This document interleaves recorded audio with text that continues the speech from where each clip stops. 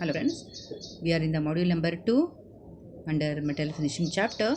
We are starting with the electrolysis plating in this session. Fine. So in the previous class we have studied about the electroplating and also completed the electroplating of chromium, right? So we are starting with the electroless plating now. Okay, what is this electroless plating? Name itself says electroless, no need to use current, right?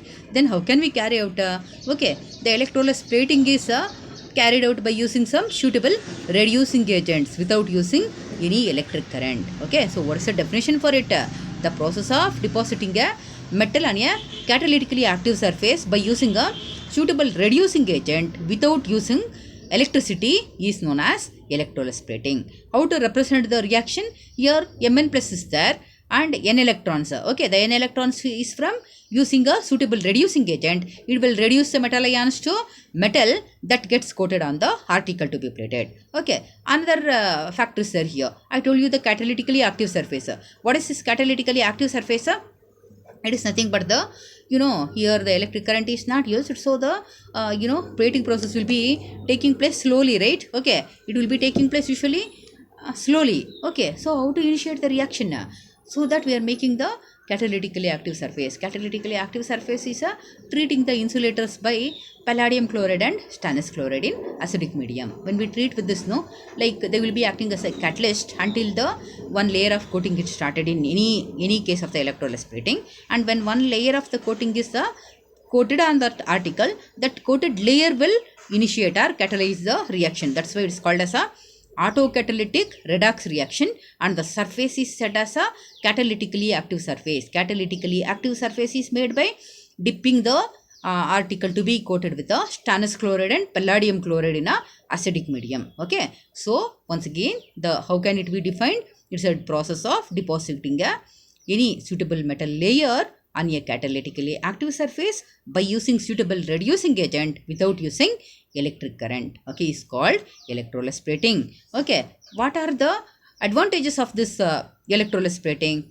Okay, the use of current is not required. That is the first point. Use of current or electricity is eliminated. And anything, okay, not only metals, non-metals, okay, semiconductors, insulators, glass, plastic, anything can be plated well by using electroless plating. Okay, and small parts like machineries and other things which cannot be coated by using electroplating can also be coated by electroless plating. Okay, and these electroless plating baths will be having a better throwing power compared to the electroplating baths. Throwing power is it's a capacity of the plating bath to give a thin and uniform coating on all over the surface of the object to be plated. It is a capacity of a electrolytic bath to give a thin and uniform layer on all over the surface of the object to be plated, which will be less in the case of a electroplating processes. Okay, that's why we will be adding usually the levelers there, okay, to give a thin and uniform coating. Here there is no need. Okay, the electroless plating baths will have, they themselves will be having a better throwing power. And usually when compared to the electroless plating coatings are harder in nature. These are all some of the advantages. Then let us see what is the difference between the electroplating and electroless plating. The same advantages what we had written now. Okay, the differentiate in between electro and electroless plating, that is the difference. Okay, what is the driving force? In the case of electroplating, it is current. In the case of electroless plating, it's by autocatalytic redox reaction.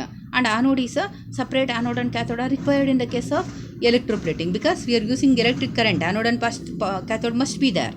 But in the case of electroless plating, we are not using any electric current. Okay, and all the reactions will be taking place on the surface of the substrate itself. So no need of a separate anode. Okay, only the article is there, that is enough.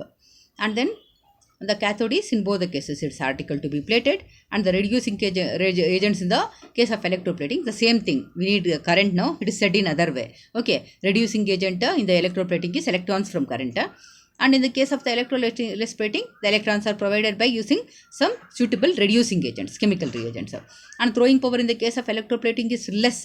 Okay, in the case of electroless plating, the throwing power is high. Okay, as the throwing power is less in the electroplating, okay, we need to use levelers. And in the case of electroless plating, as the throwing power is high, no need to use any levelers. Okay, and the applicability when we come, electroplating is applicable only for metals, okay, or conductors we can say. And in the case of electroless plating, we can use on anything like conductors, non-conductors, semiconductors, plastics, etc. Right? This is about the difference between electroplating and electroless plating. Okay. Next is we are going to discuss about the electroless plating of nickel and copper. Okay, here no, like pre-treatment we did in chromium plating. No, there we used to clean the article by using a organic solvent and acid like dilute HCl or H2SO4, and we need if rough surface area is needed, we will be doing the sandblasting, and if smooth surface area is required, we are doing a mechanical or electrical polishing, right? Okay, here in the case of electroless plating, what we need to do is we are treating the article to be coated, okay, with the hot alkali followed by pickling to remove the scales and hardly adhered impurities. Pickling is nothing but treating it with the dilute acids like HCl or H2SO4.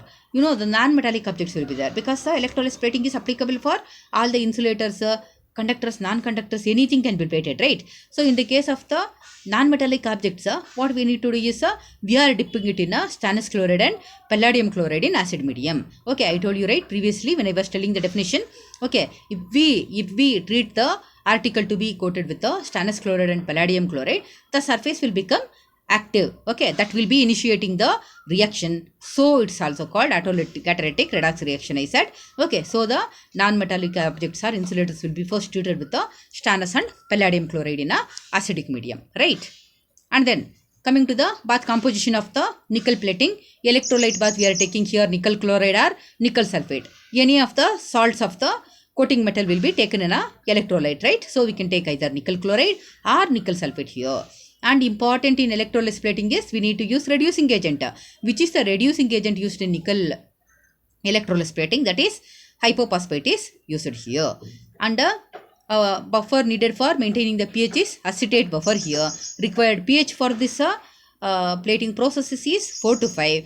And complexing agent used is sodium succinate. Why do we use complexing agents? Sometimes no. Okay, instead of the oxidation and reaction here, some unwanted reactions will be taking place. Some other reactions will be taking place which are not needed. To control that, we will be adding complexing agents. So what it does, it will be complexing one of the reagents, so that reaction will not be taking place. Okay, to avoid the unwanted reactions, we are adding complexing agents, right? And temperature required is around 45 to 60 degrees. Cathode is the article to be plated and which is pre-treated, right? And the reactions which are taking place in the electroless nickel plating bath are hypophosphate is there. Okay, that will get converted to phosphate with the liberation of electrons. That electrons are accepted by the nickel ions and gets reduced to the elemental nickel that gets coated on the article to be plated. The reducing agent is giving the electrons here. That electrons are accepted by nickel ions to get converted into the nickel metal or elemental nickel that gets coated on the article to be plated. Here no, both the cell reactions are taking place on the surface itself. We know that very well. Okay, and there is a liberation of H plus ions. So the when there is a release of H plus ions, usually the pH will be reducing. So to maintain the required pH, we are adding buffer solution here. Okay, buffer is added to maintain the pH of the solution, right? So here what is happening? Why there is a need to maintain the pH? As there is a release of H plus ions, the pH will be decreased in the plating bath. Okay, so to maintain the required pH, we are adding suitable buffer solutions. And coming to the next topic is electroless plating of copper. Okay, and applications for electroless plating of nickel is we discussed in chromium plating. Okay, generally nickel coatings are used for basic coatings for further coatings. Like before coating of the chromium, nickel will be coated. Okay, and one more thing is like copper metal is there. On copper directly we cannot plate gold. If you plate gold on copper, what happens is the copper ions tends to come out. Okay, by making a by removing the gold plated coating. Okay, so it's of no use if we coat also. Okay, it will be removed very easily. So what do? We can coat one layer of nickel before coating with gold. Then after that, gold can be coated. That time it will be staying for some time, right?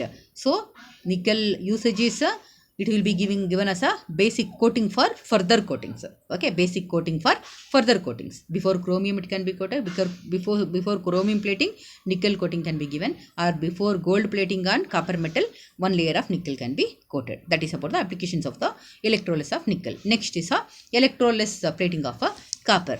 Okay, as usual, the surface of the to be plated now is to clean, to remove the oil, grease or scales if it is present on the surface. Then if the substrate is insulator, okay, or semiconductor, what we do is we will be dipping the article in a stannous chloride and palladium chloride, which is in a acidic medium, that is which contains HCl. Okay, then let us go to the bath composition of the electrolytes plating of the copper. Here the electrode or substrate is, we know, catalytically active metal surface. As we discussed in the previous slide, it will be treated with stannous and palladium chloride in acidic medium, and the source of the metal is a electrolytic plate bath consists of either copper chloride or copper sulfate. We can take anything here. So here copper sulfate is taken. Important reducing agent used here is a formaldehyde. Formaldehyde will be used here, and complexing agent used in this case is a EDTA, and buffer is a sodium hydroxide. Temperature required is normal room temperature condition of around 25 degrees. pH required for this process is slightly high pH, that is around 11. Okay, this is about the plating composition of the electroless copper bath plating. Fine. Copper sulfate, active surface of the metal, reducing agent is formaldehyde, complexing agent EDTA, buffer in AOH, and required pH is around 11 at room temperature. Okay, the reactions which are taking place in the electroless plating of the copper is the formaldehyde is there, okay, which will get converted into acid, okay, with the liberation of electrons. That electrons are accepted by cupric ions and gets converted into the copper, elemental copper, that gets deposited on the article to be plated. Aldehyde gets converted into acid with the liberation of electrons. That electrons are accepted by cupric ions and gets converted into elemental copper, that gets coated on the article to be plated. Fine. Okay, what are the applications of this electroless plating of copper? Means main important application of electroless plating of copper is it is used in the manufacture of PCBs. Okay, and it is used in plating of the insulators, and it is mainly used in producing throw hole connections. Throw hole connections means like this.